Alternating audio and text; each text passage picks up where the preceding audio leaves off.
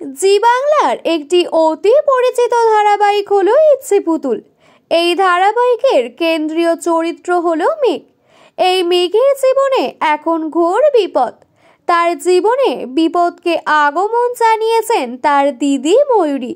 আর সেই বিপদ থেকে মেঘকে বাঁচাতে মেঘের পাশে ঢাল হয়ে দাঁড়িয়েছে নীল। শুধু নীল নয়, মেঘের পাশে দাঁড়িয়েছে গিনি। ধারাবাহিক যারা দেখেন তারা জানেনি মেঘের জীবন ক্ষতবিক্ষত করে তুলতে রূপ আর ময়ূরী একসাথে হাত মিলিয়েছে। মেঘকে সবার চোখে ছোট করার এই পরিকল্পনা সার্থক হয়েছে।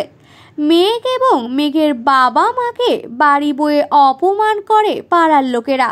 তারা বলতে থাকে, আপনাদের মেয়ে গান গাইতে যাওয়ার নামে এমন বাজে কাজ করবে কেউই ভাবতে পারছি না। আপনারা সেই মেয়েকে মাথায় তুলে নাচছেন।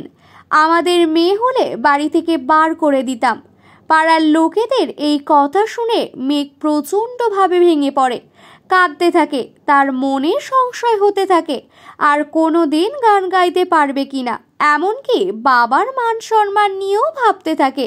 এইসব পরিস্থিতি দেখে ময়ূরী খুবই আনন্দিত হয়। অন্যদিকে সাংবাদিকরা মেঘের কেচ্ছার কথা রসালোভাবে খবরের কাগজে ছাপায়।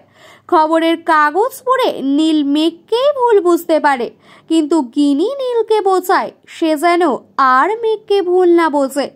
মেঘের পাশে গিয়ে দাঁড়াতে বলে আর বোঝাতে বলে ওর প্রতি আগেও যেমন বিশ্বাস ছিল এখনো তেমনই বিশ্বাস আছে। এভাবে পাশে না দাঁড়ালে মেঘ যদি খারাপ কিছু করে ফেলে তাহলে আর আফসোসের সীমা থাকবে না। এমনকি গিনি কথা দেয় সে সব সত্যিটা নীলের সামনে নিয়ে আসবে। রূপের কিছু বন্ধু আছে যারা রূপের বন্ধু হলেও রূপের এই অন্যায়টাকে সাপোর্ট করে না। তাদের নিয়েই গিনি এই রহস্য ফাঁস করবে। এবার দেখার কিভাবে গিনি এই রহস্য ফাঁস করে।